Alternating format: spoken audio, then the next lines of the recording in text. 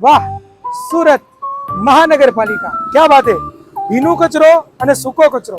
પરંતુ દીકરાઓ, મને અહીંયા દેખાઈ રહ્યું છે કે સૂકો અને ભીનો કચરો કોને કહેવાય? તો જુઓ, અહીંયા લખેલું છે કે ભીનો કચરો એટલે શાકભાજી હોય, ફળોના છોતરા હોય, રાંધેલો બચેલો ખોરાક હોય, ઈંડાના છોતરા હોય, આ બધી વસ્તુ જે તમને દેખાય છે આ બધી ભીના કચરામાં આવે. જ્યારે સૂકા કચરાની વાત કરીએ તો સ્ટેશનરી હોય, કાર્ડબોર્ડ હોય, પેપર હોય, ધાતુના ડબ્બા હોય, જાર હોય, ત્યાર પછી અલગ અલગ કોલ્ડ્રિંકની બોટલો, બ્રશ, આ બધી જ વસ્તુ છે ને એ બધી સૂકા કચરામાં આવે. પરંતુ દીકરાઓ, અફસોસની વાત એ છે કે ઘણા બધાને ખબર નથી પડતી કે ભીનો કચરો અને સૂકો કચરો કોને કહેવાય. આજુબાજુ ઘણી બધો કચરો તમને દેખાતો હશે કે જે વેરાયેલો છે, પરંતુ આ વિડીયો જોયા પછી ખબર પડી જશે કે ભીના કચરામાં ભીની વસ્તુ જ નાખવી જોઈએ, સૂકા કચરામાં સૂકો કચરો જ નાખવો જોઈએ, જેનાથી ભીના કચરાનું છે ને એ શું થાય ખબર છે? તો કે ખાતરમાં રૂપાંતર કરી શકાય, અને સૂકા કચરાનું છે ને એ શું કરી શકાય ખબર? રીસાયકલ કરી શકાય, રીયુઝ કરી શકાય. વ્યાકુલ ગુજરાતી યુટ્યુબ ચેનલને સબસ્ક્રાઇબ કરો.